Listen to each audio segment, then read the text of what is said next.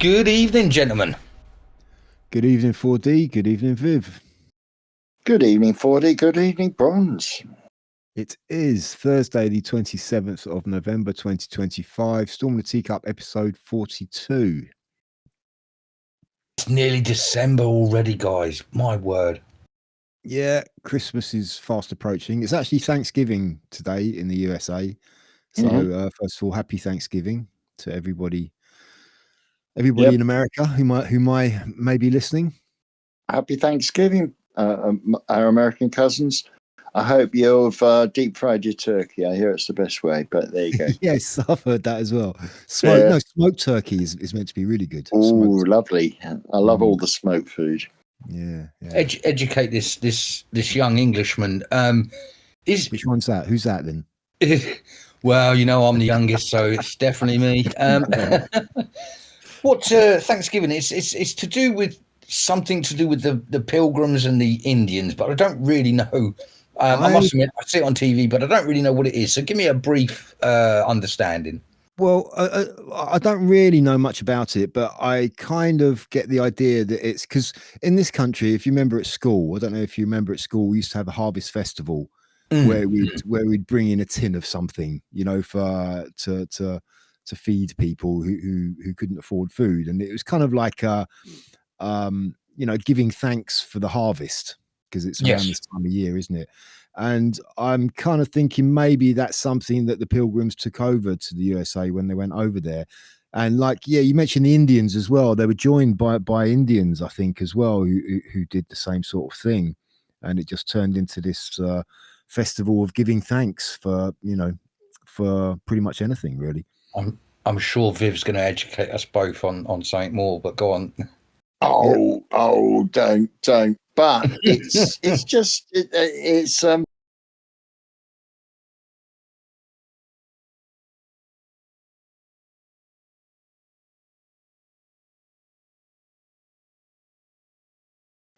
got two sorts of meat. The leg is dark meat, the breast is white meat, and they don't quite, one takes longer than the other, and the risk is you're drying it out.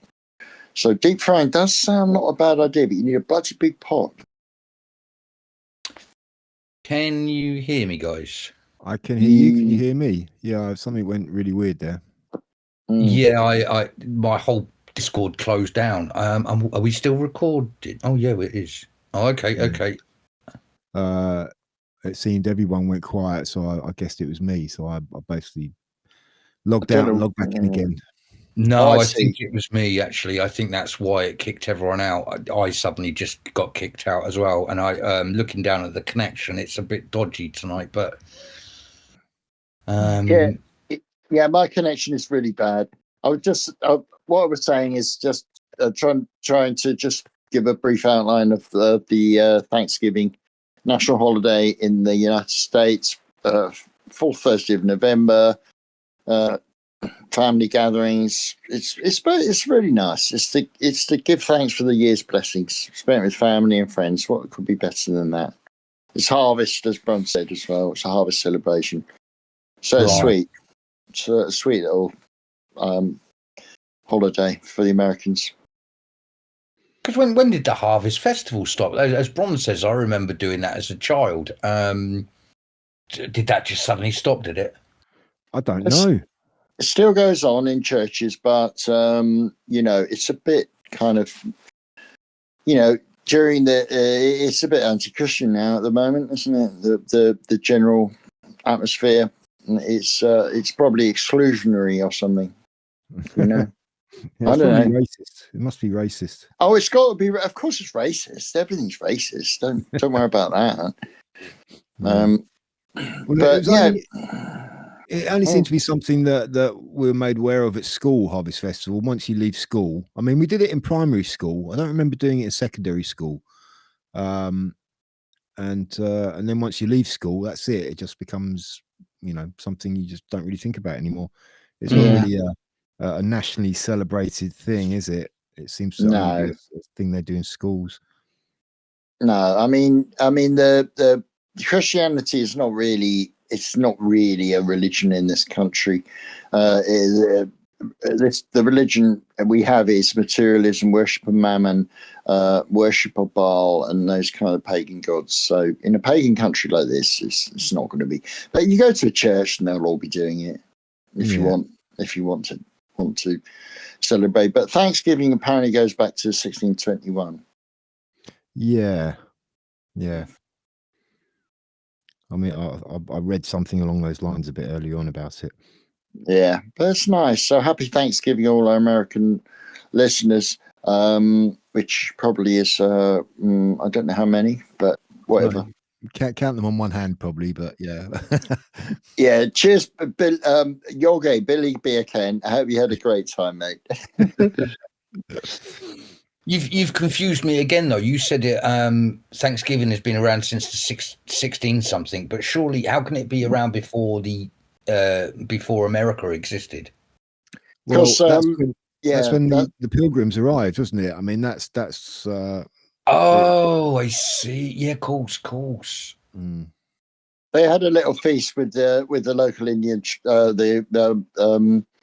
what they called indigenous, what they called Native American. Yeah. So they had their little feast before they killed them. Maybe I don't know. Sorry about that. I don't mean to. I don't mean to be cynical, but you know what I mean, people. Oh, yeah. But so this is before they've united. This is before they've become America, then. Oh yes, yeah. Oh, cheers! Yeah. Right. There you go. I didn't know that. I didn't realize that. These are like the first colonizers. It was apparently originated in New England, I believe. Yeah, that's where it first started. But yeah, that's before any of it. And it was known as the USA or any of that sort of stuff. These were the original colonizers. Yeah, and the tribal group were called. I'm pronouncing it really badly because I'm English. Apologies, but it's Wampo and Wampanoag people. They're the local tribe, and they brought the turkeys and don't know what the Pilgrims brought themselves and I don't know, pumpkins, disease blankets. Oh no, let's not. Oh. let's not go there, not today, but yeah. Sorry, people. But yeah, that's what it's all about. Yeah. I don't think we have such a thing in England, to be honest. We don't. Maybe we don't. Harvest Festival. Yeah, we have them. Yeah, we don't have a family get together, and it's certainly not the same type of occasion by any stretch. We're too busy at this time of year thinking forward to Christmas and all the horrors that contains in terms of getting together and dealing with all the madness. So sorry, man. No, I was literally going to say, well, there you go. We exchanged sort of worshipping the earth and the bounty that it gave us that summer for worshipping money and commercialism. It's disgusting, really. I'm afraid we should go back to worshipping the vegetables. Yes. Well said. Yeah, I think those people, the people who worship the vegetables, are called voters, I think. Oh, hey. Yeah, exactly. Do you know what? I'm going to you carry on. I'm just going to send a little message over to Americans on Substack. I'll just say Happy Thanksgiving. But carry on as you were, gentlemen. Yeah. Well, we've just had the budget, the quote unquote budget in this country, which is just horrific. Yes, yeah. Absolutely horrific. This country is doomed. I mean, they could not have. They must be doing. They must be working for the Reform Party with what they're doing. This Labour government, because everything they do is just, Reform must just be rubbing their hands now, just thinking yes, because they're just playing right into their hands.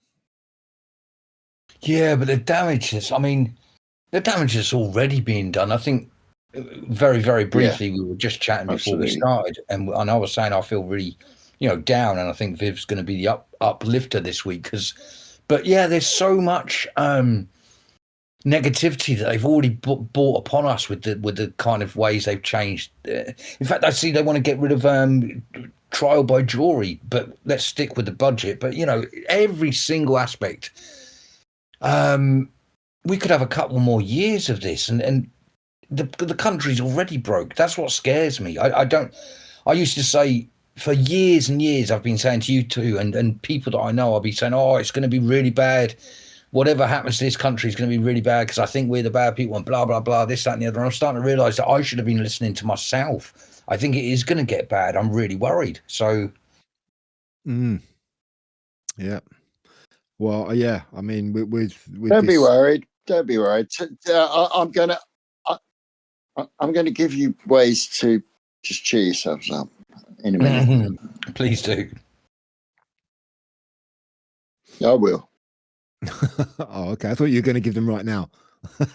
I was waiting. Yeah, I did. Yeah. Oh.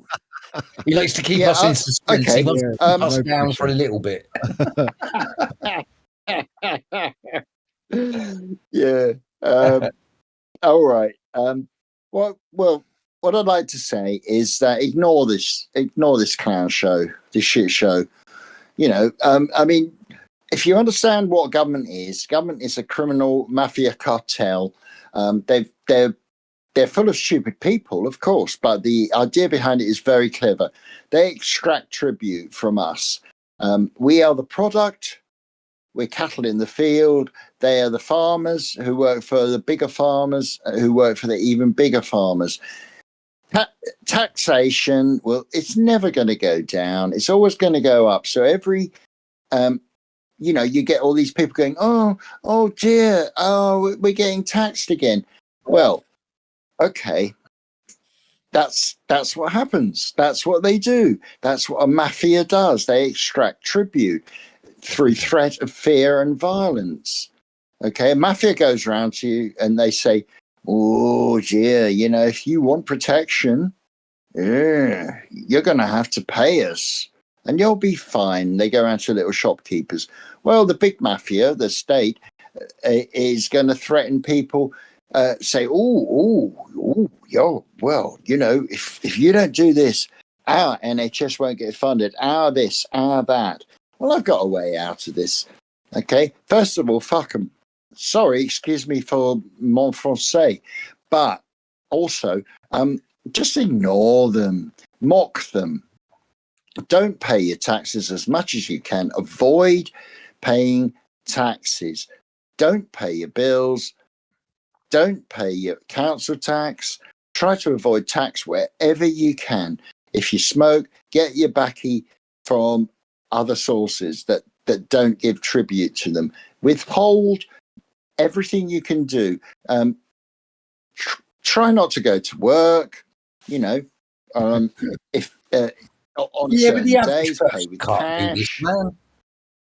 I know you have to work. We all do. I understand that. Well, but do what you can. Do what you can, and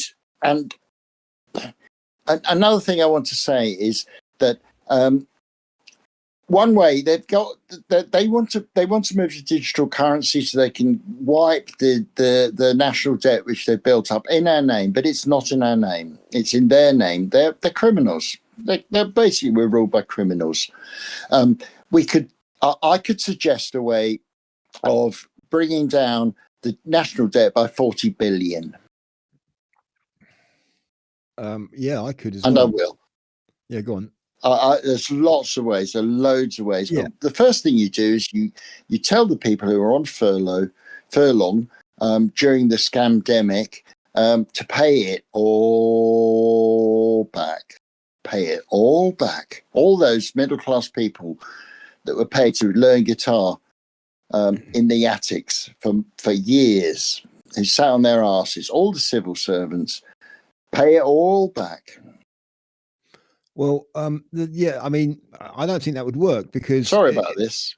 I think if they did do that and they started getting people paying them back the money, what would happen to that money? They wouldn't that wouldn't go to fixing the debt. They would just spaff that on other really stupid things. Yeah, you know, we don't trust them to handle money, to handle the finances. That's true why enough. that's why the country's in this situation, because they're just a bunch of incompetent idiots. I know. Okay, that's a yeah, bad but idea. no, they're not incompetent. This is all on purpose. You know, this is not. You know, don't fall into the trap of thinking that this is because they're stupid. It's not. They're not stupid people. I know we see the likes of Lammy, and I know, yes, he's an absolute idiot. And so, okay, I've just counteracted what I've just said, but also, well, for a start, Lammy's only a face. He's only a front man for someone above him telling him what to do. Because yes, he's not clever enough. You can look at him. I truly, honestly believe I'm cleverer than him. I could possibly do that job as well as him, and I haven't worked for years, and I'm normally stoned out of my nuts. So that tells you what I think of him.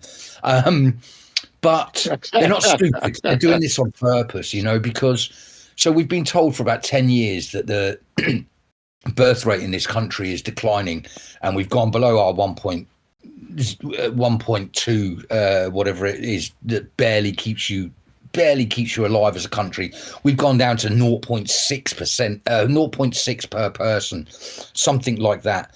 And we're also told that the illegal immigrants that are coming over here can have 3 or 4 wives because they've got different laws to us. They have lots and lots of children, 11, 12 children. One of the main sort of key points of this budget was that they're going to, you know, scrap the 2-child cap for benefits, and you just think to yourself, I can see why they're doing this. I think David Starkey said we're going to be, it's not going to be in England by 2100 or whatever it was, and I think it'd be a lot quicker than that. I know that people don't like us saying this, and I know that I could have a knock on the door for saying this, but I think it's quite clear that this is going to get accelerated. They already know it's going to happen. I think I've got to come to terms with, they know this is going to happen. They're just trying to speed it up. Yeah, well, I mean, I could argue that the incompetence that what yes, you just they described, are. what is incompetent, because like you said, it is by design. Yeah, it is by design, and they're all taking orders, but that makes them incompetent in my mind. But that's Okay. Yeah. Yes, quibble a small point, but the thing is that with this budget, it seems that everything has been designed to take money from your honest working person and give even more to the welfare state, to people who are not working, people who are on benefits. So it just seems like a well-designed move, well, not a well-designed, a design move to make people even more dependent on the state, and to crush people who want to actually work for a living and make money and save money and do it the proper way. Yeah, and if we believe what we're being told, apparently there's the biggest exodus out of this country right now, and that worries me. If the middle class and the entrepreneurs are saying no, screw this, we're going to be left with nothing, gentlemen. Well, that's why I said this is just a gift horse for reform.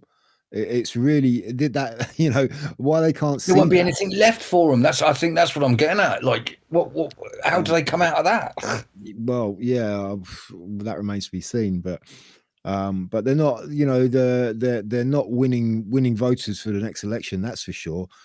I mean, I guess Viv's in probably the worst position, because you work, Viv, you have you pay taxes. Your taxes are automatically deducted from your wages, aren't they? Yeah, I know, that's it. Whereas I'm 4D, you're disabled, so you don't work. So it doesn't really affect you. You might even benefit from it in some ways. I should benefit from this. It's stupid, yeah. And me, I'm self-employed, so I have the option of kind of deciding how much I work and how much I earn. So I can actually kind of gauge my working hours so that I won't earn a great deal, but I'll end up coming underneath the tax threshold, so I don't pay any taxes. I pay national insurance, which is kind of where I do it anyway. That is, I don't earn a great deal of money, but I rarely pay taxes because I pretty much always come under the threshold. And I expect there's many people like that, mate. Yeah, that's very good. Yeah, and it incentivizes me to not work harder. It's like, well, why am I going to work harder just to pay more taxes? This is why, well done, because that's why socialism and communism and all those bollocks ideas don't work. Yeah, well, they just want everyone, as I said, dependent on the state. They don't want people to be independent and free and, doing what they want to do. They want to control everyone. Yep, absolutely. An anarchist, all state projects have always failed. All central state projects have always failed so badly. Yeah. Sometimes so catastrophically they lead to slaughter. Look at what, it's all good, eh? They rise up, communist revolution in China. How many died? 40 million? Was it 40 million? Slaughtered. That's it. It takes a lot of misery. Yeah. I mean, same with the Russian Revolution. That was the same, wasn't it? How many people did? How many of his own people did Stalin kill? God Almighty, I don't know. Wasn't it? Yeah, I honestly don't know. I just listened to a story just before we came on. This is from England. A young girl, I think she was about 21. She's been beaten up really badly by a boyfriend, hospitalized, pretty badly. And she's sent some photographs of her injuries to a friend of hers, and she's saying, this arsehole, he's beat me up, blah, blah, blah. In the conversation, she said, "How dare he, the fucking faggot." And I'm probably going to have to blank that word out before I can even put this on YouTube, which is even stupider. But that's the point of this story, is that she's sent this message and said, "How dare he, the effing F." And the guy that beat her into hospital was taking her to court for defamation and won the case. She's been done. Yeah. So she got beaten up and raped by a man, and she's ended up getting done for it, and paid him money because she called him a faggot. And again, sorry, I'll have to blank that one out again. It's the F word for someone that doesn't sleep with ladies. And the fact that I have to explain that, but we've got American viewers. That's how bad it is in this country, that we've got a girl done after being beaten up and raped by a bloke just because in an argument she shouted. And I don't even care if it wasn't in an argument. She's just said a word about a man, and he's ended up taking her to court over it. Yeah, I mean, there's just no sense to that. An actual physical crime is trumped by a word. This is what worries me. That's a bigger crime. A word, calling someone a single word is a bigger crime than actual physical violence against someone. It's insane. Yeah, and this is what worries me. It's not just the state. Go on, mate. The state has always said famously said it needs to control the language, because that's how you control people. Yeah. Oh God, that's awful. That is so awful. Yeah, I literally just listened to it just before I came on, and just thought, wow. But I mean, well, I don't say wow, because that is the state of this country. It's got really bad. There's all sorts of things going on. It's on that level. I go back to saying that's what worries me. It's not just the budget. It's not just the farmers. It's not just everything that we talk about. It's all of it put together that's just really making this country unbearable at the moment. Thank goodness I'm not a 30-year-old bloke. I've said this many times. Thank God I'm not a 30-year-old bloke with a wife, 2 kids, and a low-paid job at the moment, because things are just really crap. Yeah. I mean, as you mentioned, they will never win. Sorry, Bob. Yeah, I was going to say, as Fordy mentioned, there's already a big exodus out of this country of high earners and rich people, but apparently there's a lot of young white people leaving the country as well. Young, yeah, that's yes, that as well. Finding work overseas, yes, yeah. So that's the future of the country going as well. Something's got to change, otherwise, I don't know. We're going to sink. We're going to sink under the waves. This little island. Yeah, I know.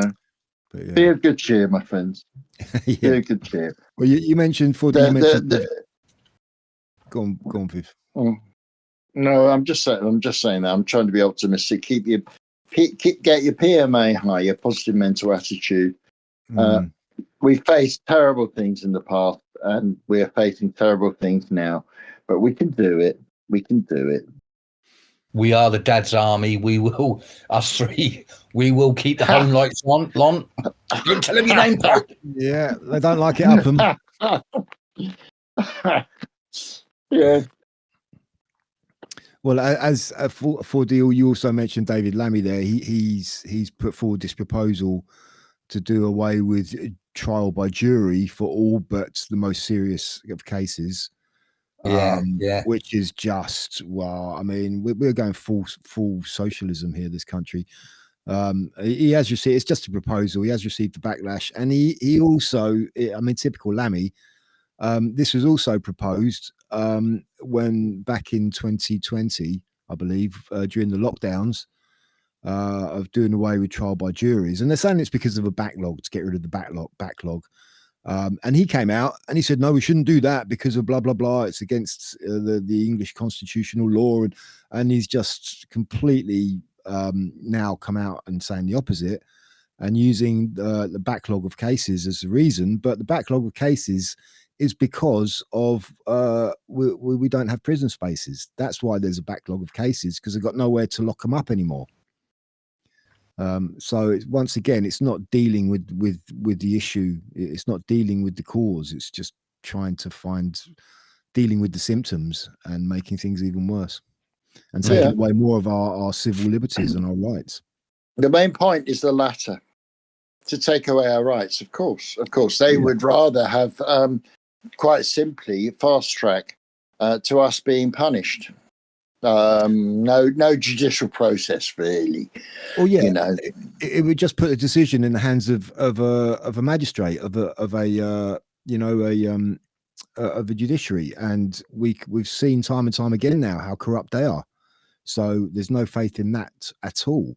You know, putting it in the hands of a judge, and you don't know who, you know, what this judge is going to do. Whereas with the trial by jury, that's the way it should be done.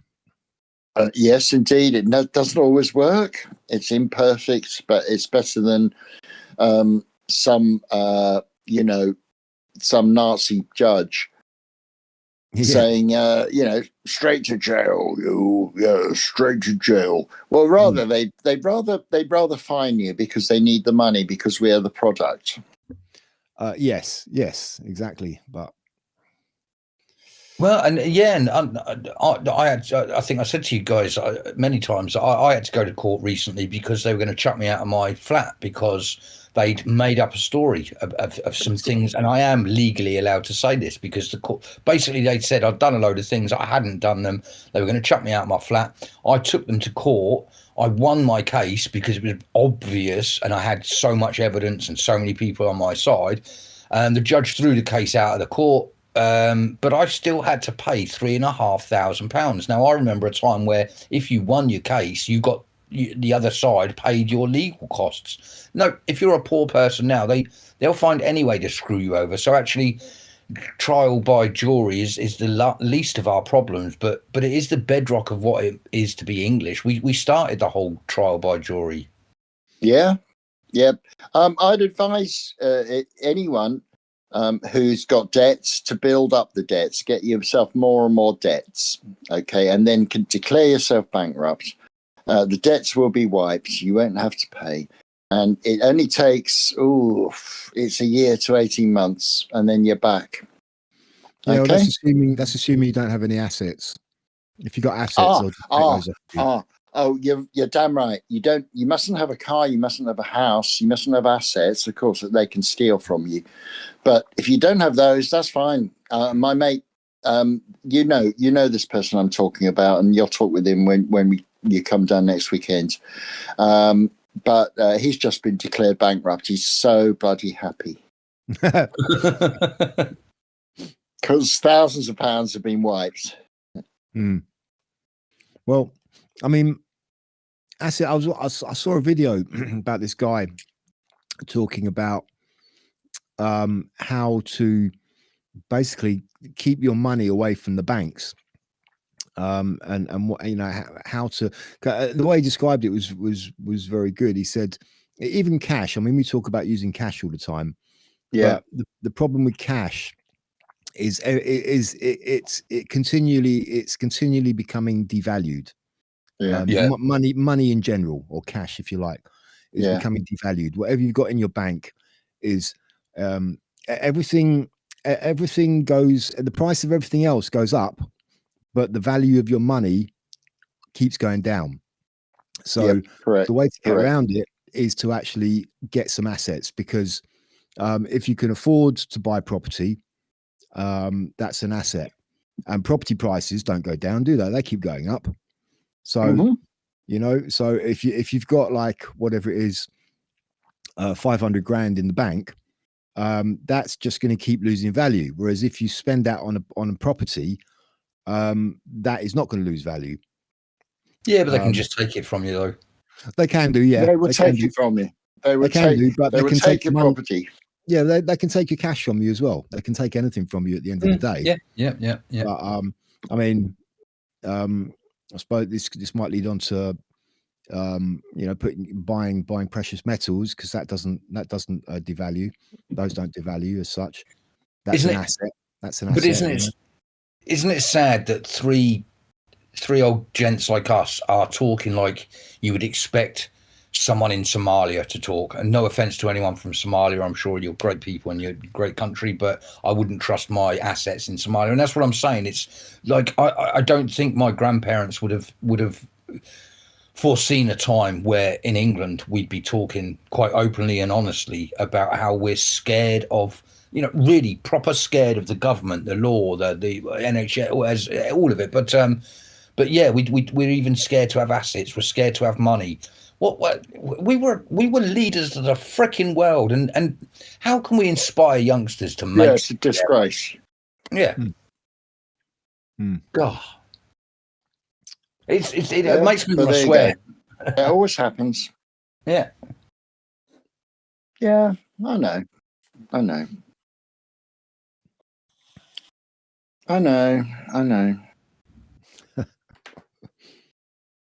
Talking of Somalia, did you see what's going on in the States? Okay. There's lots going on in the States, but go on. Yeah, in Minnesota, how they've uncovered this huge money laundering scam by the Somali community, and it looks like the Trump administration is looking into that and putting brakes on that, which is good. That might be why I mentioned Somalia, because that was another thing I watched just before I came on here. So maybe that was in the back of my mind, Somalians. There was also the recent yesterday or the day before, those two National Guardsmen who were shot. Where was that? Was that in Washington? That was in Washington, wasn't it? Yes, it was. Turned out to be an Afghan immigrant, and Trump's immediately put a hold on all asylum claims from Afghans.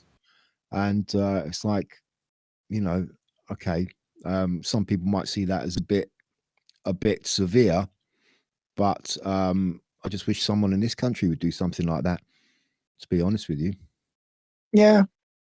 Well, I think he knows what's coming, doesn't he? Yeah. As I say, there are ways around this. I mean, property I'm slightly worried about. I mean, the whole farmer thing is outrageous, and God bless those farmers, you know, who are putting food on our plates. There was a big demo yesterday. Good for them. Yeah, loads of people arrested, though, didn't they? One of them of did, course yeah. they did. Yeah, Yeah, I mean, totally. that's how desperate they are now. They're prepared because they got banned from, because they came in, they drive their tractors into town. They were going to drive them up Whitehall. They got banned from doing it, and they still did it. Good on them. And this is also about the budget as well. And they are kind of really threatening now just to stop producing food, because I think that's the last card they have to play. Is like, right, okay, you don't really appreciate what farmers do until they stop doing it, and they're threatening to stop doing it. So you don't. You don't say. Talk to a lot of people, and they think meat comes from supermarkets. They think vegetables come from supermarkets. It doesn't grow in the ground with bloody hard work through all weathers. You know. Well, yeah, I was just going to say, make sure you've got your reserve stocked up, because there might be a bit of problems with food. But also, talking of that, there's also this other thing going on in the US. You know, Campbell's soup. Did you hear about that? That was going to be my next thing to talk about. Yeah. There was this recording release. Somebody recorded the vice president of Campbell's soup. Basically, just it was like a real kind of Ratner moment. Remember when Gerald Ratner just came out and said how all of his jewelry is shit, and it collapsed the company. Well, this vice president of Campbell's soup kind of going on this, talking about how crap the stuff is, and he was kind of going on, going on about Indians and having to go at them, and then even talking about how how their meats, their chicken in their chicken soup is lab grown and even 3D printed. It's just absolute shite. Oh God, serious? So, like, yeah. Well, this was a conversation that was recorded. He was out with some of his rich friends, and they were having a chat. And it's slightly worse than Bron said there, because he was laughing and joking with his friend. And in the transcript that you can listen to, I think it's all over the internet at the moment, so you can find it anywhere you want. But in the transcript, he's laughing with his friend. And he says, "Yeah, we make this soup for poor people. Poor people are stupid, and we really don't like them. They're too stupid. And what they don't realise is all our meat is 3D printed, and it's not even good for you." And then they have a little bit of a laugh and a joke about it, but which is tragic and terrible. But the three of us have been talking about food not being what we think it is for some time, and I think this may be the start of a domino for another thing that's going to sort of go crazy. Is that we're not really having chicken. And well, yeah, it's probably not been proper chicken for a long time. I mean, I've gone off tin soup for quite a while now. We're breaking up so much tonight. I'm getting terrible reception here as well. Well, the point here is that pretty much all processed food is now shite. But the thing is with soup, right? I mean, one thing about this Cambells thing is like the timing of it, because it's apparently very widely used around Thanksgiving by families to make certain things, make casseroles and stuff. So that timing is quite interesting. But also, it's so easy to make your own soup, and it's much more delicious. It's so, oh God, I made vegetable soup once, and I couldn't believe how tasty it was, and how much better it was than getting soup out of a tin. Oh, for sure. And you're you're able to put whatever spices and whatever vegetables you like to put into it. I love stews. I had my first winter stew last week, and the days after, I almost mash it into a soup broth type thing anyway, because it's so, by the couple of days of reheating, it's kind of gone to mush, and I love it. I love the flavors. Yeah, I'm with you. But it's not really that though, is it? It's more that not the manipulation. Well, yeah. It's people don't. The fact that we're not eating real meat, it's should be really scandalous. I mean, I've been, you and I and Viv and us, we've been talking about it for a long time, but for some people that is still conspiracy theory 101, complete lunatic stuff to say that meat is grown in a lab and not on a farm anymore. But I think, I reckon a large percentage of our meat products aren't what we think they are. No, they're not. I'm sure. I mean, supermarket meat, I've been suspicious about about that for quite a while now. The only meat. Do you remember when really there was that scandal that one of the supermarkets was selling horse instead of horse meat instead of something, and the scandal over that? Well, what's it going to do when people realise that it's not even meat and it's grown in a lab? Well, yeah. I mean, I guess some people won't care, but yeah, it was minced, wasn't it? It was minced beef, and they were mixing horse meat in with it. I mean, I had a mate, and when that came out, he used to eat mince all the time, minced beef. And I was talking to him about it, and he's like, "Yeah, I don't care." And I just thought, oh, and he's probably not the only one. Whether you eat beef, whether you eat horse, it's all meat. Yeah, well, I can kind of side with him on that one, but once it gets to it's not even been on a farm, it's been grown in a lab, then I'm like, I don't know now. Now that's different, and also, he's, you can hear him saying that it's really bad for you. So they even know that this lab grown stuff isn't good for us, and I'd say it's worse than not good for us. I think it's what's cancers, Alzheimer's. Maybe it's shortening our lives. I think it's a lot worse than just being bad for us. But well, yeah, if it's processed food is never going to be good for us. It's never going to be as good as something it's pretending to be. So absolutely, yeah. Are you back with us? Yes, thank you, my friend. Yes. Good. But process. Sorry, Karen. I was going to say, have you ever made homemade soup? Of course. Yeah, and how much better than tin soup is it? It's amazing, isn't it? It's totally amazing. Yeah. And it's easy. It's really easy. Really easy. Really easy. Yeah. I mean, my favourite soup is called London Particular, based on the smogs of London that happened in the 19th century, actually up to the 50s. It's dead easy, man. You get a gammon or a smoked ham hock. You cook it. You use the liquid to then cook. It's like English dal, really. But you cook then lentils. Actually, they are lentils, but they're split peas. You cook them up with onion, celery, etc., a bit of thyme, a few herbs, blah blah, and then that's it. It's called London Particular. It's beautiful, and that'll warm the cockles of your heart. So it's easy. I'll put another recipe up. Okay, a bit later. Yeah. See, now you're going to start an argument here, because I don't want no lentils, no stinking lentils in my soup, boy. I don't think that's proper soup there, man. Hey, it's traditional though. Do you like peas pudding? Have you ever had peas pudding? No, I don't like peas pudding. No, what is that? No, I don't know what that is. It's like mushy lentils, basically. Oh, yeah. Oh well,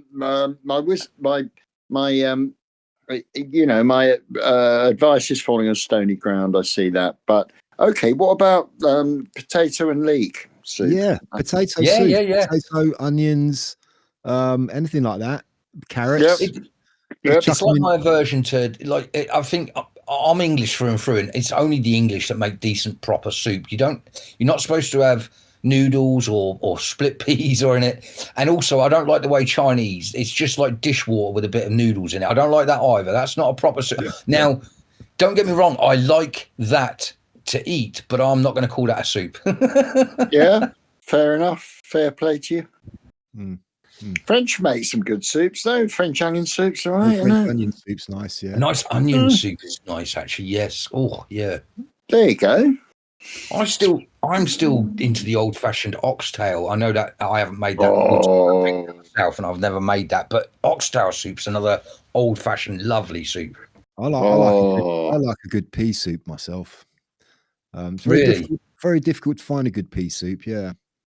It's always pea and ham, and I like that, but just pea on its own is a nice thick pea soup. It's really nice. Yeah. You see, 4D has just mentioned one of the best cuts of meat you could ever eat is the oxtail.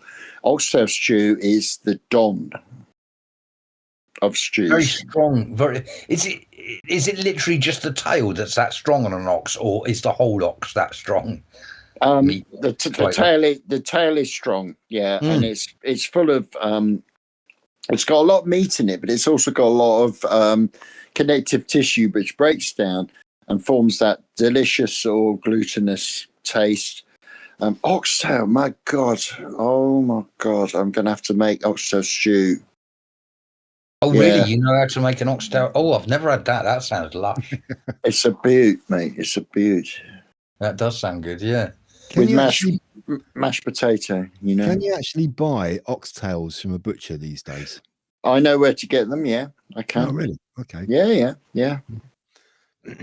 Which country? Where do you? Oh, sorry. No, I was going to say, there must be a field of oxen close by that you're going to go at night chopping off all their tails, I would imagine. You can do that, yes, but I was just going to say, where are oxes from these days? They're cows, isn't it? Yeah. Isn't an ox just a cow then? Yeah, it's a cow. Pretty much. It's a cow, boy. It's a cow. Yeah, and the oxtail has become a bit expensive now. They're selling them about 10 quid a kilo. I thought an ox like a bison was different. Sorry, I didn't think it was. Oh, right. Isn't an ox a male cow specifically? Or yeah, specifically, but it's just the tail of a cow. I mean, I suppose a fully grown ox has a better tail. I suppose, I don't know. I mean, I know that you can get them. Yeah, it's a big old thing. You chop it up into bits, cutting along it's the end of the spine, isn't it? So the spine goes down, and then you got the tail, and you get the tail. You chop it in chunks, and you cook it for a long time. Glutinous. It is beautiful. Because so much beef nowadays tastes of nothing, especially they use red poll cattle, whereas if you use another breed, they have a lot more flavour. And Suffolk is a big place for red poll cattle, and it doesn't give a great flavour, to be honest. But yeah, I can get oxtail easy. I'm gonna cook it. My mate Andy actually is a big fan of bone broth. He cooks up bone broth from oxtail. He says very good for you, bone broth. Yeah. Very, very healthy. He does that. I think oxtail is one of the best things you can do, apart from the bastards that pretend they rule us have put that Vivs stuff in it. So you just got to worry about that, haven't you? Yeah, beef and dairy is British beef and dairy is off the menu for the time being, as far as I'm concerned. Yeah, I know. But yeah, I mean, my farmer's market that I mention quite often is a godsend, because I get my my non-halal chicken from there, fresh, and it's always very good, really nice. Yeah, actual real chicken. Yeah, I mean, we want to go back to this stuff. Oxtail is wonderful, but yeah, where do you get? There must be grass-fed organic beef that's on sale. That I'm sure there must be. You know, the bowler-hatted farmer. I'm sure if you follow him, he will talk about this. And the problem is, a lot of stuff is branded as such as organic when it's actually not. So it's a matter of knowing who to trust, really. Where where you actually get your produce from. Yeah. I mean, exactly. If you're living in rural areas, you've probably got a farm not too far away. You can go and check that out. Farm shops, a lot of them have farm shops, or you can just go up there and ask them about their stuff. Yeah. And, so that's probably the best bet. Get it right from the source. Yeah. Yep. But oh dear, it's a sorry state, isn't it? It really is. Yeah. We lost a lot of the cuts of meat. Again, losing butchers when going into supermarkets. They stopped doing all the different cuts of meat and started throwing those into your burgers and sausages. And burgers and sausages took over the world. And yeah, you don't get those special cuts anymore. No, you don't. Yeah, I remember when I was a really young kid, and my mum used to go for a weekly shop. And she used to go to the butchers, and one of the butchers, he always used to be a kind of a bit of a It took a bit of a shine to me, and he gave me a little bag of minced beef, raw minced beef, one time, and I ate it raw. And and I said to my mum, "Is it all right if I eat this?" She's like, "Yeah, okay." And I just ate it raw, and it was fine. Yeah, of beef course. is Never do that. Never do that these days. No, of course. But I mean, there's the French. I have a great anecdote here. I'll quickly relate. A bloke I used to work with. He's a young man, and he took his girlfriend out to a restaurant, and they had on the menu they had what's it called? But basically, what it is a French dish with raw beef. It's a patty of raw beef. Basically, it's steak tartare. It's called. It's a raw beef, and it's arrived, and they were like, "What the hell?" But he ate it, and they thought, "Yeah, you know what? This is all right." So raw beef used to be fine. Yeah, Germans are into it. Germans love it, and again, I'm saying that it was 2006 that I left Germany, so it's a long time ago now. But they still did the whole Scottish way of doing a steak, which is just sort of 10 seconds on each side. So it's pretty much raw, and I've had that many times. I absolutely love it. Yeah, still mooing, yeah. Still mooing. Yeah, I always, much on your plate. If I order a steak, it's got to be rare. There's no point otherwise, or medium rare is all right. But if it dries up and there's no redness in it, it's just tough. It's not so tasty. Yeah, of course. I'm not a fan of proper rare steak. I'll go medium rare with a bit of redness in the middle. That's fine. Yeah, that's anything fine. Beyond that, it's just it just toughens up, doesn't it, and becomes. And if you spend, I mean, again, back in the day when I had some money to spend money on steak, but I've gone to a restaurant and paid a decent amount of money for a steak. And honestly, if you have it, they used to call it blue back in the day, which is it's under rare. And it's like jelly. It just melts in your mouth. To explain it to someone, if you've never had sort of absolutely rare cooked beef, and you get a good cut of beef, it's like jelly. It just melts and so juicy and lovely. I'm getting hungry. Yeah, it's absolutely beautiful. It really is. There's no point getting your beef cremated. Come on, people. With a bit of black pepper sauce. Yeah, that's it.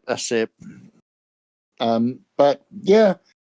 No, the whole thing is mental now. We have. I hope I'm cheering you up. I do hope I'm cheering you up. All right. Okay, investments, antiques, art, gold, silver, books even. I mean, that's mental. I might say this, but I've got books here that are worth £100.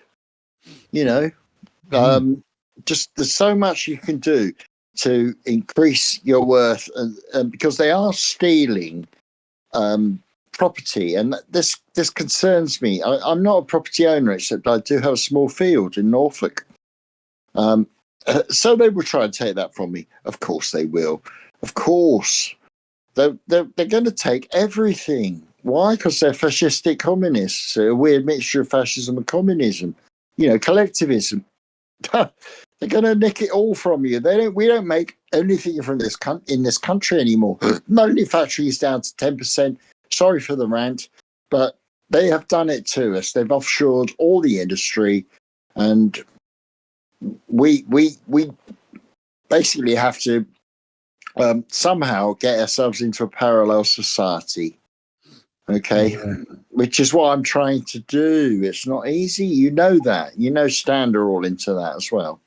You just need to get a momentum. You need to, there needs to be a critical mass of people all doing that, and I think the vast majority of people don't even have an inkling that's what needs to be done or should be done or is even necessary. No, but it's really necessary unless we want to be have our pockets picked until they're threadbare. We need to go back to the turnip. Worship the turnip. All right, Baldrick. Yeah, I know, but I get what you're saying. Now, I'd like to, and this is very important what we've been talking about. But have you noticed the online safety bill is coming into effect? I've noticed this on Substack. Oh, No, really? I Yeah. didn't. Way? In what way? Oh yeah. Oh yeah. Way. Yeah. In what way? In what way? There are certain things in the online safety bill which I intend to post about. One of the most hideous ones is about speculation over mass events. You can't do that. You can't speculate about mass events now. All right. According to the online safety bill, they've also sort of incorporated aspects of not the interesting aspects of the Equalities Act 2010. But for example, I mean, someone I follow, someone called Morgoth, who posts interesting stuff. It's age restriction. Age restriction. This post, right? You post something. I'm sorry. Age restricted. This post is hidden due to your country's Online Safety Act content restrictions. Yeah, Morgoth is British, isn't he? Might be a bit behind us. Yeah, but this is coming from people from other countries who are attempting to post. So, so nobody can see it then, basically. No. So they're not No. even asking you for any kind of verification of your age. They're just saying, we're assuming you're not old enough to view this. I haven't clarified this yet because it's only a few days old since it came in. But they're going to want age verification. They're going to want, I don't know exactly what they're going to require, how you're going to verify your age, but it will obviously, you're going to have to give over your details. Yeah, this is what I mentioned last week. I know. Facial recognition. Exactly. Even though that's not a surefire way of determining your age, but they still probably want that anyway. I know. But that's crazy. That's crazy. Yeah. Even on Substack. Well, on Substack, I haven't even noticed that anywhere else, to be honest with you. I've noticed it. There's a few on YouTube which are age restricted, but not many. But I've actually found a great app for watching YouTube videos, because YouTube was getting really crap for me. It was getting really slow and jerky, and the quality was really, really poor. And I found this app called FreeTube, where you can it's like a proxy where you can watch YouTube videos, but not only that, you can subscribe to channels. You don't have to create an account. When you go onto YouTube, if you want to subscribe to a channel, you have to create an account with YouTube. But with FreeTube, you don't have to do that. You just find a channel you like, subscribe to it. Boom, you're done. You can download videos through it as well, which is really cool. It's really good, and the streaming of the videos is a lot smoother than just going straight onto YouTube, for me at least. Anyway, Sounds nice. Yeah, it's really good. And you say you can record you can record the YouTubes from there, can you? You can download the videos, yeah. Some of them. That'd be very handy. Yeah. There is actually a command line way of doing that. It doesn't always work though. But because I use Linux, my operating system, it has a built-in thing in the command line to download videos from YouTube. But they keep on updating YouTube and it keeps on stopping it. And so it's kind of like a to and fro between the ability to download it in Linux and then YouTube blocking it, and then it kind of goes backwards and forwards. But on FreeTube, you can it's just got a little download button at the bottom of the video. You just go click, and it opens it in another screen. Then you can just right click, save video. Ooh. Nice. Yeah. I've often thought a little. Is that going to work on? Okay. Yeah, I think it's available on. Well, I don't know for Apple, because you guys use Apple. I'm not sure. Yeah. But it's worth just do a search for it when you got a moment, and I think it's available on Windows. So yeah, maybe it's available on Apple. Check it out. Have a look. Nice. Yeah. Can you send a link, possibly? Oh yeah, I'll dig it out. Yeah, I'll do that for you. Yeah, I'll find it after and stick it up to the free tube site. Nice. Yeah. Nice. Yeah, it's good. So that's improved my YouTube viewing experience. Change the subject. Let's have something that Viv's reading. I think it's time for Viv's bookshelf. What have you been reading this week? Okay, I'm still going through. I'm still going through the Spike Milligan Adolf Hitler, my partner. It's his downfall. It's bloody funny. It's really funny. And I really recommend it, actually, especially for army life during the Second World War. I mean, he's still training in this book. He wrote, I think, 4, maybe 5 books about his army life. It's really highly recommended. I think there's even a film, I think there might be a film. There is a film because after you mentioned that last week, I thought, oh, there must be an audiobook of that. I'll start listening to it, which I did. And yes, you're quite right. It is really funny. But there is also a film. It's got Jim Dale in it playing Spike Milligan. Oh, brilliant. But there's only apparently a large part of the film is not from the book. There's parts in the book which are in the film, but a lot of it isn't. So and okay. I think Spike Milligan plays his dad in the film. Plays his own dad. It's a great title. I love the title of that. Yeah. Well, I've just checked out this film. This has been forgotten. It's another forgotten film, isn't it? It's got Arthur Lowe, from Dad's Army. Oh, nice. Yeah. Oh, he plays one of the army guys, doesn't he? In that. Yeah. Yeah, and Pat Coombs. Pat Coombs, I think, plays his mum. Remember Pat Coombs? I totally do. Yeah. Pat Coombs, Windsor Davis is in there. Shoulders back, laddie boy. From the Welsh actor. Oh yeah. Oh dear, how sad. Never mind. Oh dear, how sad. Oh dear, how sad. Never mind. He's got that big booming Welsh voice. Yeah, and that was a funny series, I thought myself. But it's probably racist now, I guess. But what the hell? But yeah, I'd like to watch that. I'm gonna search for that to see if there's a download of it.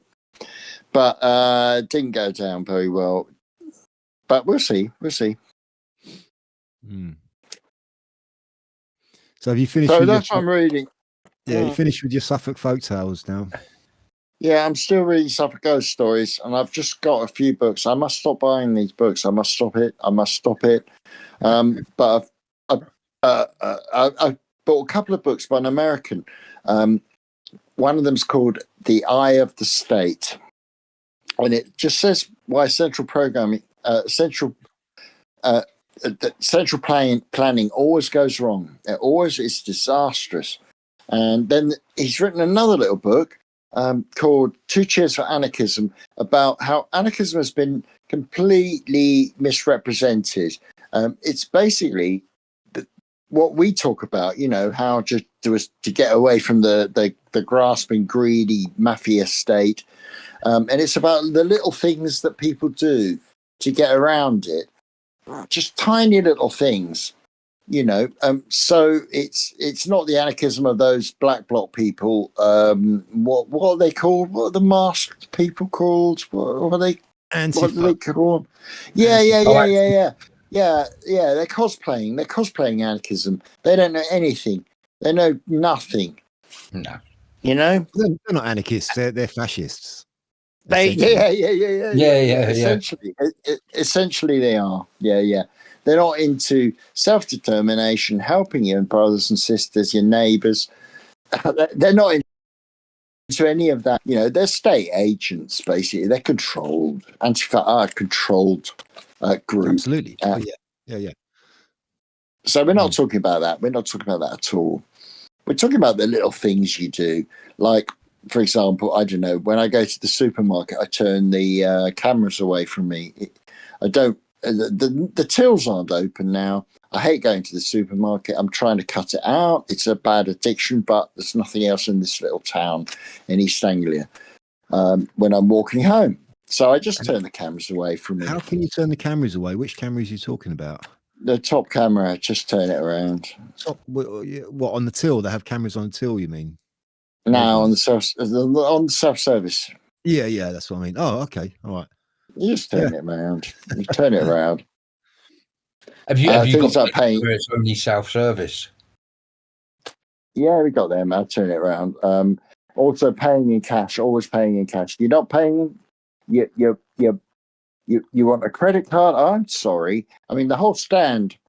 The reason we moved from the park that we used to go to is because the cafe that we used to go to for lunch. We always go for lunch, as you know. You came for lunch last time you were here.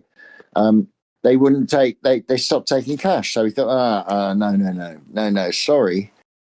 Little things like that. You know, little things like walking across the road when the light is red, but no cars are coming. You're not putting yourself in danger, but people stand there, watch them. Yeah. Look, we're gonna have another argument. I never pay attention to the lights. I just use my own. I just look left and right. If there's nothing coming, I'll walk across the road. It's that simple.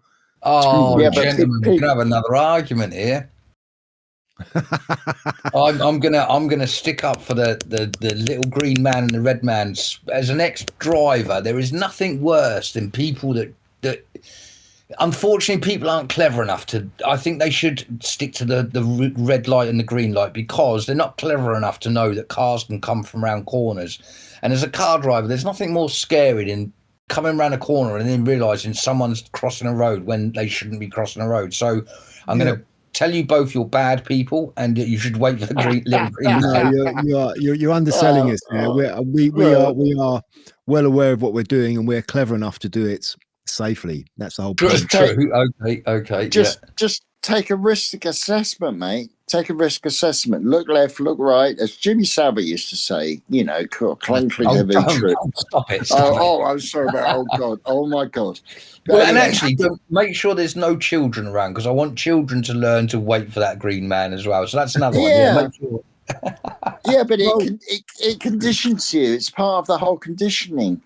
Well, yeah, but I mean that was about that wasn't necessarily about crossings with lights. That was just about, that was a green cross code. It was about crossing the road safely. It was like, stand back from the curb, look left, look right, look left again, and then if it's all clear, then you cross the road. It wasn't necessarily about waiting for a light to tell you that you can cross the road, you know.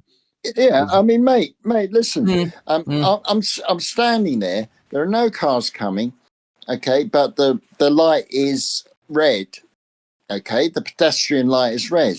Everyone's standing there waiting for it to go green. I just walk across because there's no blooming cars coming, mate. Yeah, exactly. Yeah, I don't know if the laws are different in Germany or not. But I think I'm not incriminating myself. But in Germany, it was quite common that if there's no one, as a car driver and you're driving on the roads, if the light is red but there's no one around, you don't listen to the light, you carry on, because again, it's just it was always like, it's there to protect people. But if it's the middle of the night and there's no one around, don't worry about it, sort of thing. Well, they have that in Italy. They used to. I don't know if they still do. Where during the day you'd have like the light controlled junctions. You'd have the red light and the green light. But when it's times when it's less busy, they're just flashing amber, and it's just like, use your own discretion, which is really a really sensible thing to do, because you're not holding up traffic for no reason.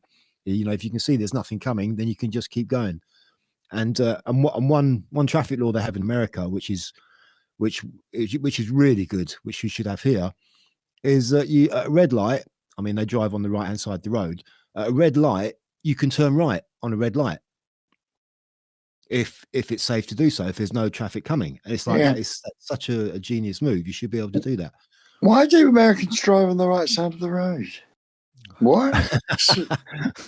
Serious? Why do we drive on the left-hand side of the road? We seem to be the odd ones out. To be perfectly fair, I think we're in the minority on that one. Well, because we're sword-bearing nations. Japanese drive on the left as well, because your right hand holds the sword. Yeah. So So okay, so you can easily slash someone coming in the other direction. Well, not exactly, but do you know what I mean? You're holding your sword, you're a Bushido warrior, and you're holding your sword in the right hand. Yeah. Yeah. So what is that? So what's the origin of then passing each other on the left? If you hold your sword in the right hand and you pass each other on the left, is that some kind of protection? You're not maybe defended. You're not defended. That's why staircases go up, and you're on the left because you got your sword on the right. You go to any castle, the staircases go up on the left. So I guess even you stick to the left. Even back in the days of the ancient samurai, road rage was a thing then as well, I guess. Well, I know what you mean, but it's like shaking hands. You shake hands with your right hand to show that you don't have a weapon. I mean, not everyone's right-handed though, are they? Did left-handed people used to have to learn to fight with the sword right-handed? Oh God, I know. I've just really discriminated. I'm sorry. Well, no, really sorry. I believe it's to do with horses' eyesight. I believe we drive on the left. It's because all horses have an aversion to look left. I think. Whoa! Are they bloody Zoolander or something? Well, roads would have been designed when horses were on them. I think it's something to do with horses' eyesight. Really? Okay. Yeah. No, not at all. No. The whole thing about being forced to be right-handed, right? That is actually a genuine thing, right? Because my mum, when she was at school, my mum was left-handed, and she went to school, and they said, no, you have to write with your right hand, and she was forced to learn to write with her right hand, even though she was left-handed. So the result of that was she ended up being ambidextrous. Yeah, I know. Right with both hands. I know. I remember taking the mickey out of my little brother because he was left-handed, and we used to say that we used to make all sorts of. I'm not knocking righties. Don't get me wrong. Are you left-handed, Viv? Depends. Depends on what. I kind of follow in India. I follow Indian principles, right? If you eat Indian food, and I do eat with my hands, I always use my right hand because the left hand is used for something else. So, I mean. Oh, you don't want to be doing that when you're eating mush. Exactly. So no, you use the right hand. A lot of people eat with their hands now, don't they? I mean, it's very, very common in the West for people to eat with their hands. It's probably the main way that people eat nowadays. So you eat with your right hand because you wipe your arse with your left hand. That argument, I hate that argument. It's just bloody wash your hands after you wiped your ass, for God's sakes. That's all there is to it. So you're saying, what you're saying is you don't need to wash your hands after you wipe your ass as long as you eat with the other. Nice. Right? Okay. Point There's some places where washing your hands is actually going to be worse for you, but hey. Yeah. Oh dear. We've gone down a strange alleyway. We do eat pizza with our hands, don't we? We don't eat pizza with a knife and fork. I've never eaten pizza and burgers. Yeah, burgers. No, there you go. Burgers, sandwiches. Who invented the sandwich? Earl of Sandwich. It's a great bit. It's a great invention of British cuisine. Or English cuisine. You made me think. But on a weekly basis, I'd probably say that I eat with my hands more than I do with a knife and fork. Now that you've said it like that. There we go. Yeah. I probably only eat with a knife and fork once a day or once every couple of days, and actually most of my food is eaten through my hands. Well, with my hands. Sorry. Yeah. There you go. Oh, cool! What crazy talks we have, isn't it? One thing I have noticed actually is how much more common it is to see people eating on the streets now. You never used to see that. You're out and about, and everybody's walking along eating, and I kind of think, I don't know, there's something not quite right about that.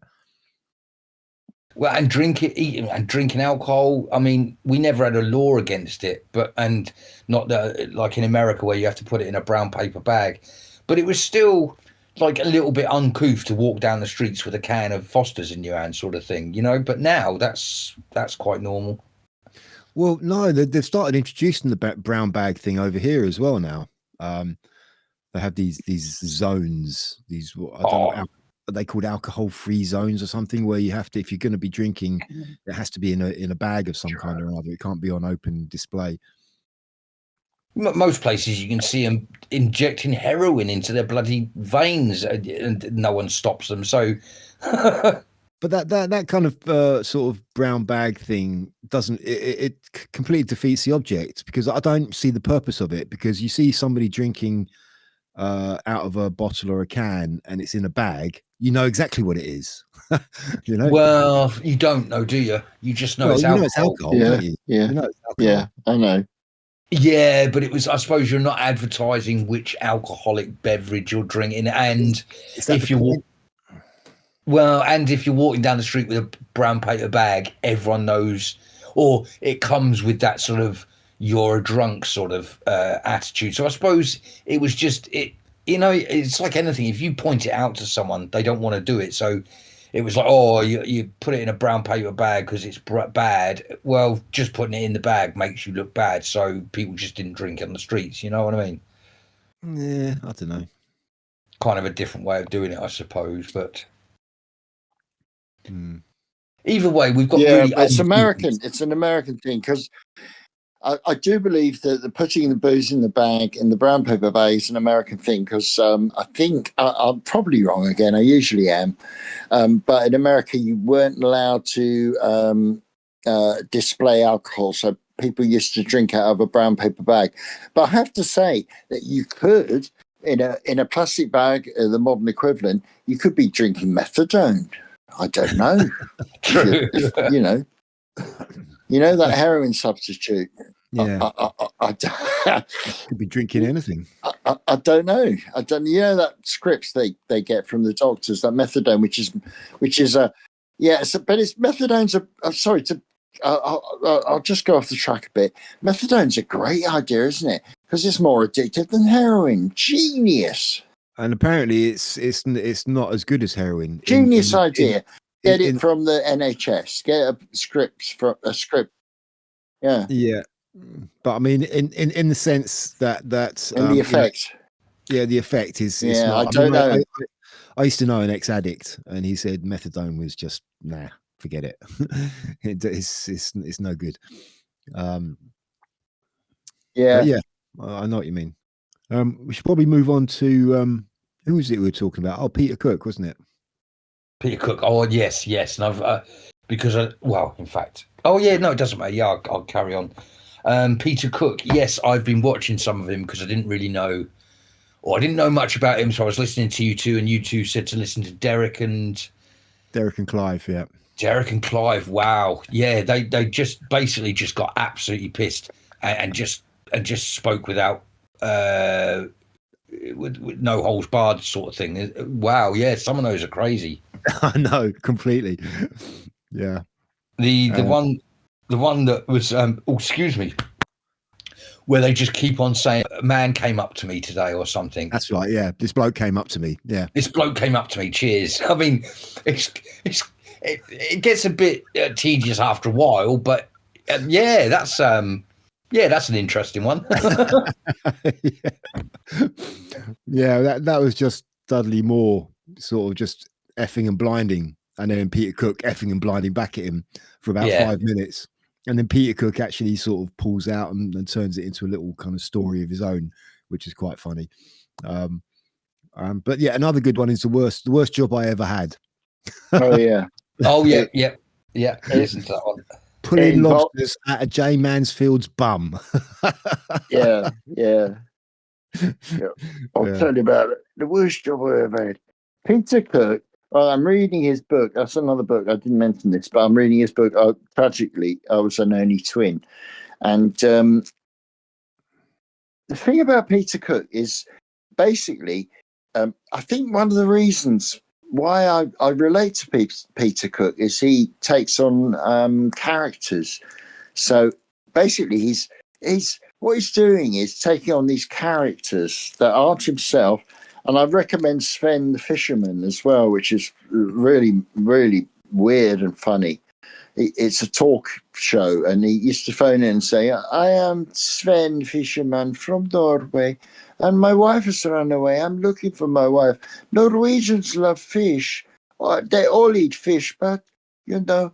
And he's doing this monologue, but Peter Cook is enormously influential. People don't realize how influential he was. You may not like his brand of comedy, which is, as I say, more character. He goes into characters. But he was really influential in comedy to move comedy on into Monty Python territory and a bit further, even the so-called alternative comedy, which became very debased, with people like Ben Elton, who I think is bloody awful. Yeah. He'd say things like, "Oh, Margaret Thatcher," and everyone starts laughing. What? Right. Okay, that's funny, is it?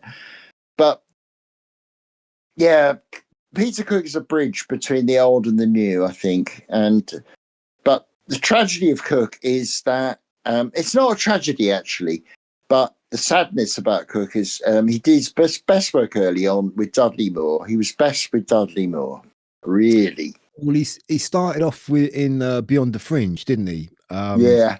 Which was kind of came out of his university days. And it was sort of, I suppose that was kind of Beyond the Fringe, meaning sort of beyond the Edinburgh Fringe Comedy Festival. And then he kind of went into radio and TV, and he did quite a few TV stuff. But yeah, you're quite right. He's hugely influential, a lot more than people realize, I think. I think the Monty Python crew took a hell of a lot from him. And a lot of those kind of British comedy acts of the sort of 60s and 70s were quite heavily influenced by Peter Cook, definitely. Yeah, he was also in, I believe, I've never seen this, but apparently it's very good. What's it called? Oh, damn it, man. I can't believe this. My brain is melting through my ears. But in the 80s, there were a series of comedies shows. He played a butler or something. Did he play a butler? No, he did. There was one called Mr. Jolly Lives Next Door. Where the Comic Strip Presents, yes. Yeah. Comic Strip Presents, yeah. They were pretty good. Comic Strip Presents. Yeah, I mean, that was the alternative crowd. I mean, it wasn't Ben Elton. He may have appeared in one or two, but it was Peter Richardson, Rick Mayall, Ade Edmondson, Jennifer Saunders, that lot. And all these kind of parodies, which were really good at the time. But yeah, Mr. Jolly Lives Next Door. He played the psychopathic murderer, didn't he, Peter Cook? Yeah, he did. But I mean, also, sorry, carry on, man. I was going to say, he was also in, if you remember, Monte Carlo or Bust. Do you remember that? It was kind of like a wacky races type comedy. It was like Magnificent Men in Their Flying Machines, but in cars. Yeah. And you'd have all these competing people in their cars trying to win this competition, this driving competition. And and Dudley Moore was in that as well. They played these two ex-army, guys who were trying to win the competition in their car, and they were quite funny in that. Yeah, I've seen it. Can't remember it, but I'll have to rewatch it. I mean, my favourite film by them is Bedazzled, as I said last week. That does crack me up. I think it is so funny. The chemistry with the two. It's a bit cold.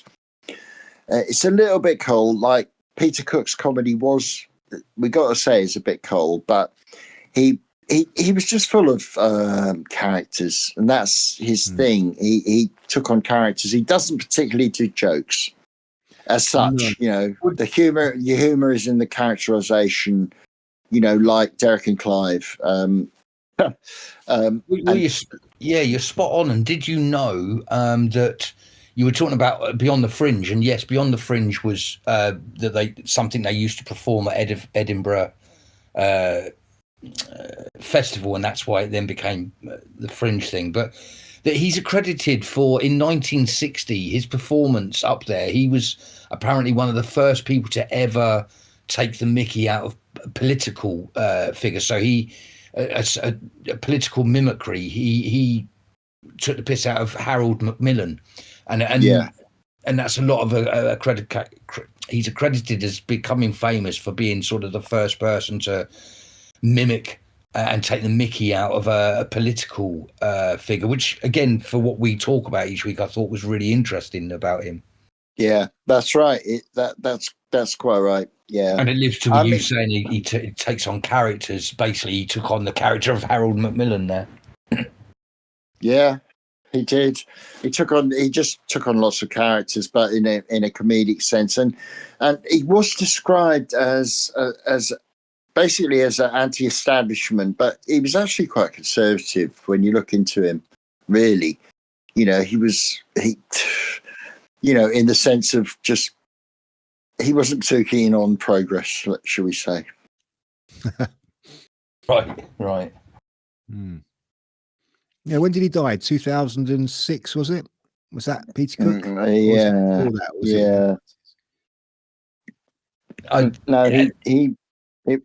No, it's sad. He died. It was awful. It was an awful death. Yeah. Gastroenteritis or something connected to his drinking, I think, wasn't it? Yeah, 1995. Yeah, I mean, he was an alcoholic. Yeah, so obviously. I was rewatching the first ever Blackadder where he plays Richard III. Oh, I didn't realise. Oh, does he? Yeah, do you know? After again, now that we're talking about him, I was looking him up, and he was in a lot that you wouldn't realise he was in. The Princess Bride is another one. Right, I love the Princess Bride. Oh, so do I. Yeah, he's in that as he plays a little bit part, and there's lots of films where he just plays little bit parts. As I say, Richard III in the first Blackadder, which I think is brilliant. That the whole misunderstanding with him getting his head chopped off is brilliant. Oh, brilliant! No, Brian Blessard plays his brother, isn't it? I love him as well. Yeah, I love him as well. I watched some Bedazzled clips because I'd never, as I say, I'd only seen the Hurley the female version, and that's very different to the Hurley version. But I must get around to watching that one day. It looked like it was all right, actually. Yeah. He was also in a film called The Wrong Box. I can't remember who else was in that. That was another of those. Never seen it. It got really panned. That film. Really? Yeah. Another tragic thing about our lovely BBC is that some people say his best work was from the programme Not Only But Also, which was ran up to 1970.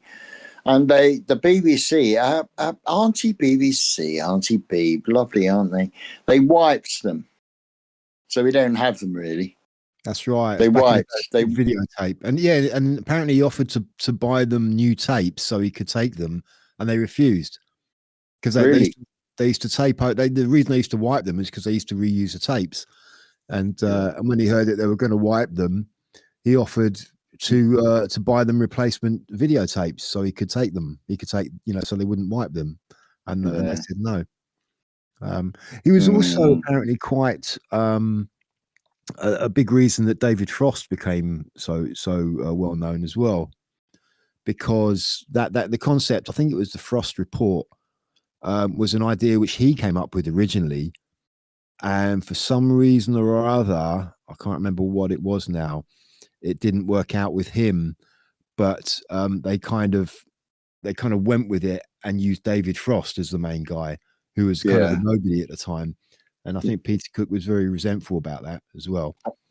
As I understand it, as I'm reading through Tragically as an Only Twin, Peter Cook really took a dislike to David Frost. Yeah.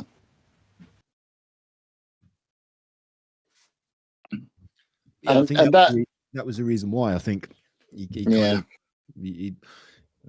sort of blamed him for making his career and not really getting any recognition for it. Yeah. And there was, what was it? I think he was also one time he actually saved David Frost's life. He was drowning, and he Whoa. saved him from drowning.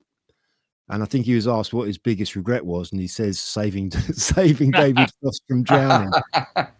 And he said, but I kind of felt I had to do it because it would have looked bad if I'd have just let him drown. Yeah. Because it was clear that they didn't get on. Yeah. Oh, He also did the voice. You remember Vivs magazine? They did an animated version of Roger Melly, the man on the telly. Yeah, of course. And he did the voice for Roger Melly. Yeah. Oh, did he? Brilliant. Yeah. Just this real foul-mouthed TV presenter, kind of like a sort of a cross between Alan Partridge and Ted Burgundy, I think. Kind of just really obnoxious TV presenter. Yeah. But and his last role was Black Beauty as what is it, Lord?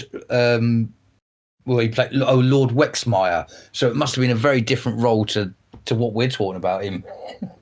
Yeah, but thing is, because of the Dudley Moore and David Frost partnership, Peter Cook partnership, he would often play upper class characters because he came from a bit more of that area, whereas Dudley Moore was a bit more working class, lower middle class. But he was very good at upper class voices. He'd put on this voice, and it was just so brilliant. I'd really recommend Bedazzled. But he puts on these voices, like, yes, yeah, of course. He'd do these wonderful English upper class voices. He had a character as well, which is worth having a look at. But an upper class character, I can't remember his name, but yes. It's a bit sad, maybe. Is it really sad? I don't know. I would say he had a pretty successful life. Yeah. You know, he did a lot. You know, he drank a lot. He was married 3 times. I think he had kids as well. I think he might have had a couple of kids along the way somewhere there. Yeah. Yeah. So yeah, maybe it's not so. He had a full life. Let's put it that way. I think that's a good thing to say. Yeah. Of course. I'm just thinking of that character. What the hell was he called? But he worked a lot with pythons as well. Yeah. I think he worked with John Cleese at some point or another, didn't he? Yeah. So, sure. So interesting, very interesting character. One of the many sort of British comics. Is it decline? I know what you're saying. I think he said he loved Dudley, but I think there must have been. It appears to me, as I'm investigating Cook through the book, through the Tragically Ill Only Twin, he does seem to be resentful. You know. Well, I think when Dudley Moore went off to Hollywood, that's where they kind of stopped working together, really, wasn't it? I mean, they did a couple of reunions, I believe, in the years after that, but that was kind of pretty much the end of their regular partnership. Yeah, I mean, they did do Derek and Clive after yes, but yeah, I know. They were kind of just one-off reunion things, weren't they, rather than regular things? Yeah. And I know what 4D's saying, that some of that Derek and Clive stuff is so repetitious because they're so very drunk, basically. And so, you know, as drunk people act, they're very, very repetitious. You know, they'll bang on about something, and so, like, you know, worst job in the world, which is a good one. But yeah, I know. But is it sad? I'm not sure. People say, "Oh, it's tragic what happened to Peter Cook." Was it really that tragic? I don't know. You know. I mean, how old was he when he died? Was he in his 50s? I think he was in his 50s, wasn't he? 56, something like that. Was he? Yeah, I don't know. Correct I me if don't I'm know wrong. exactly. I don't know. Mhm. Yeah. Yeah, I mean, he had a house in Hampstead or a little flat in Hampstead. He was doing all right, smoking hashish and drinking excessively and just Well, writing stuff, you yeah, know. he used to chain smoke pretty much, didn't he? Cigarettes as well. He was a heavy smoke, Yeah, cigarette really. smoke. Yeah, really. Yeah. Mm. Worst job in the world. Interesting, because as you know, I was in the military. I was in Germany all the time for 15 years, and Germany's a very eye-opening place, let me tell you. But and I was certainly quite wet behind the ears when I first went to Germany. But there's excuse me for the way this is going to come out, but there is no other way to say it. There's these places in Germany that we used to commonly call wank booths, and what that is it's a little room attached to the sex shops in Germany, and you go in, put some money into the little slot, TV lights up, and there's various channels and films, and we'll say that there's we used to call it the James T. Kirk seat. You sit in a seat, as I say, you've put the money into the machine. Some erotic films have come on in for you, and you've got some tissues on the left hand armrest, and you've got cigarettes and lighter on the right hand, and you sit there and you watch your film, shall we say, and you put your money in to keep the TV working. You enjoy your film and you leave the room. All I'm going to say is, getting back to the worst job in the world, I believe I know what the worst job in the world is. And the worst job in the world is the little old lady that goes into those rooms to clean up after you came out. And I just want to say, yeah, we were all young at one point, but I just remember being very drunk one Friday night, coming out of one of those rooms and opening the door. And this is, I swear to God, this is truth. And the woman was just stood there at the door waiting for her job to start. And as the door opened and our eyes met, I just remember feeling lower than I've ever felt in my entire life. And it was actually the last time I ever masturbated in a room like that ever again. So I just want to say, yes, the worst job in the world is the woman that has to clean up after young men in those, what we used to call the wank booths in Germany. But just the thought of going into one of those places, into one of those rooms, is just horrifying in the first place. Just the thought of, just like, I wouldn't want to touch anything if I went. It's like, what? Gentlemen, when I look back at my 20s in Germany, I'm embarrassed about a lot of the things I did, and that is one of them that I am very well. I'm not embarrassed because I've just told you about it. I find it funny now, but yeah, Germany's a very different place. Yeah. Understood. Yeah. I Can I always just remember. apologise to Jill for telling that story? I'm sorry, Jill. I know you're going to be listening to this, and I apologise profusely because you've just found out something about me that I possibly didn't want you to know. But yeah, we were all young at one point. Yeah, of course. No, of course. And I mean, what can you say? I just remember though, years ago, there was a whole interesting. I wish I'd saved it, and it did have this thing about the worst job in the world, and it went through the worst jobs in the world, and it went from dustman down to something similar that you've just said. And it sort of rotates around, and it depends. I mean, in some ways, people would say my job is the worst job in the world, being shouted at by drunks and lunatics.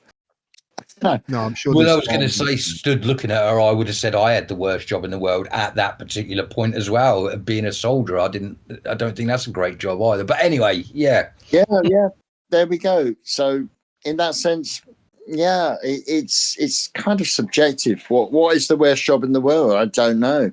I mean, I don't. Obviously, my job isn't the worst job in the world because I'm still doing it. I would leave it, but then it makes you think. We, as humans, we get used to anything. If we're sent to prison, you think, shit, that's going to be awful, man. And then you get in prison, and after a week, you think, oh, well, that's not so bad. And you settle into the routine, So the fact that we're incredibly adaptable creatures, it's both a strength and a weakness. Right now, I'd say the worst job in the world would be PR group to Starmer, having to tell him how wonderful he is each day. I'd think that would be the fucking worst job in the world. Yeah, that's going to be difficult. That's going to be difficult because he doesn't. He's just got. Starmer's got this thing that he doesn't quite seem human. He seems like a AI creature. You know, proto AI. Yeah. It really doesn't seem real. But I know he's real. I understand that he's genuinely real. But to me, he just doesn't seem real. A lot of them don't really. I mean, David Lamb doesn't seem real. He seems like a parody. So many of them. Rachel Vivs. Is she real? Well, you do wonder how much of this is a show sometimes. It's all a show, man. Yeah. As Shakespeare said, all the words are stage and we are but actors on it. Yeah. Of course, yeah. Oh. So, I know. Very quickly, Peter Cook made an album with in 1977 called Consequences. With Godly and Cream, yes, yeah, yeah. I'd like to hear that. I want to hear that. Yeah, I read that as well. I thought, oh, that sounds interesting.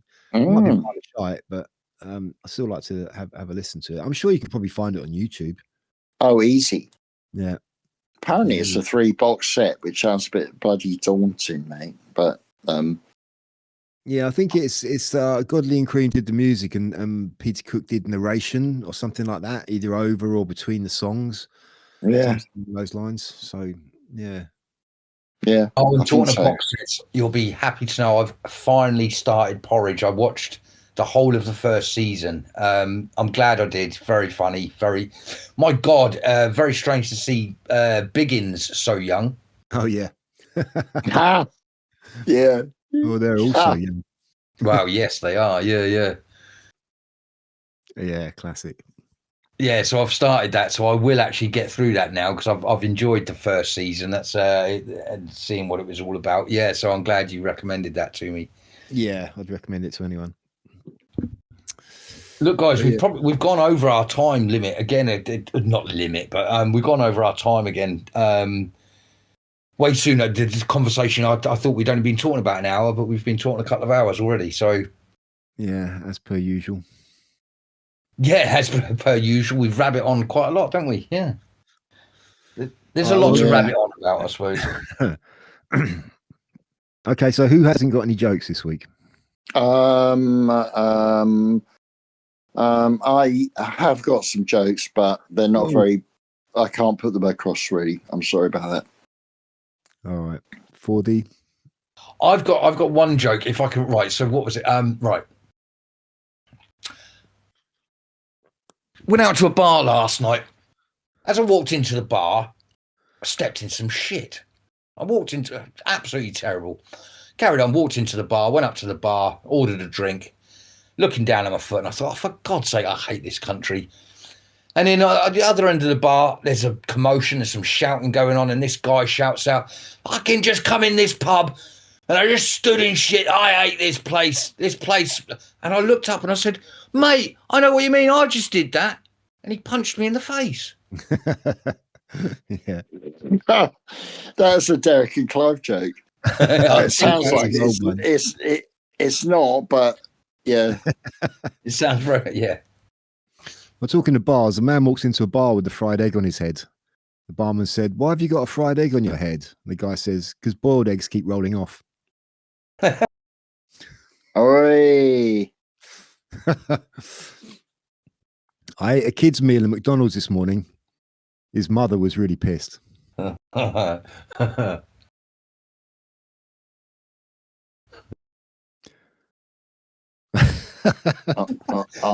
from Viv.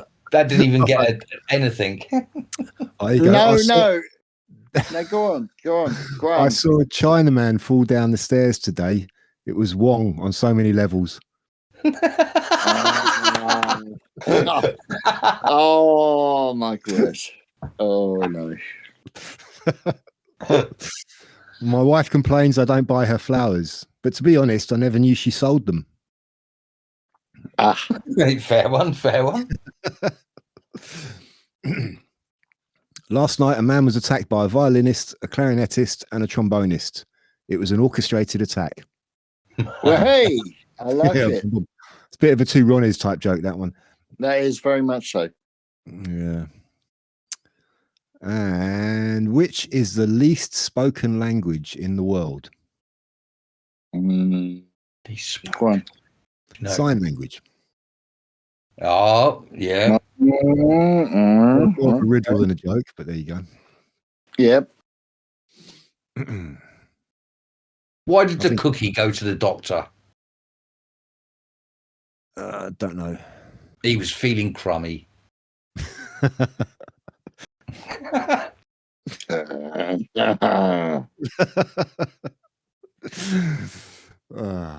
Have you heard the joke about yoga?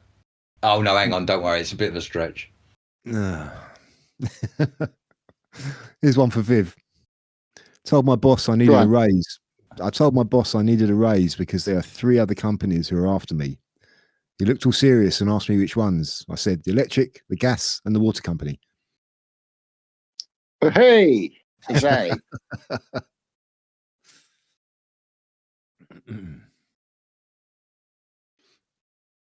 Any more? I was going to say that silence sounds like that's it then. Yeah. I'm trying to look for Peter Cook jokes, but he didn't really make jokes as such. He didn't. No, not really. And most of them were just around bad language, to be fair. Well, there's bad language. There's earlier stuff, but it's not really. They aren't really jokes as such. You have to see them. You have to watch them and the whole performance. You know. Yeah. Okay, I got one for the road. Go on. A teenager passes his driving test, and after much badgering, persuades his dad to let him take his car out. Several hours later, the dad gets a call from the teenager. Dad, the car won't start. Dad says, "What's wrong with it?" Teenager says, "I think the carburetor's flooded." Dad says, "So where's the car?" Teenager says, "In the river." In the river. Yeah. Very good. Very good.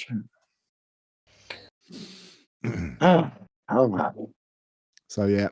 Well, yeah, listen, I've got to go and catch the shop as per usual. So time to knock it on the head, I reckon. 4D probably needs to go to the toilet, and Viv probably needs to go and buy another book or something. So yeah, or just rearrange my books in a nerdish way. Oh, this isn't in the right section. Oh, is it alphabetically or chronologically? Or by size? I will be arranging them both by size and genre. Lovely.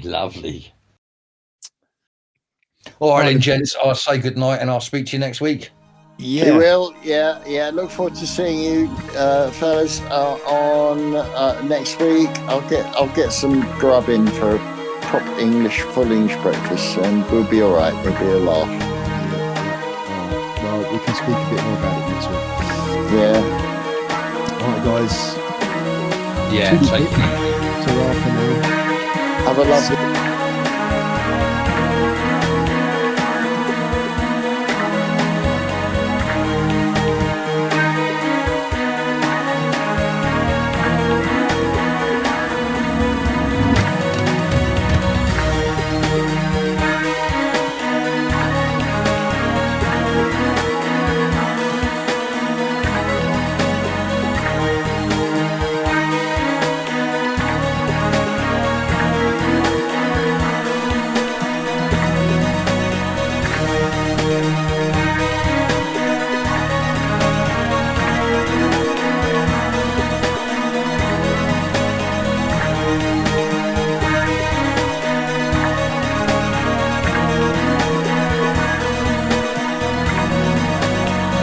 I've lost you, Viv.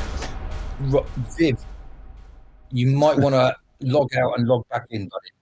Hello? Yeah, Viv, do you want to just try I think I'm alone now. There doesn't seem to be. I don't know if you can even hear us, so it might be just something that happens or doesn't happen.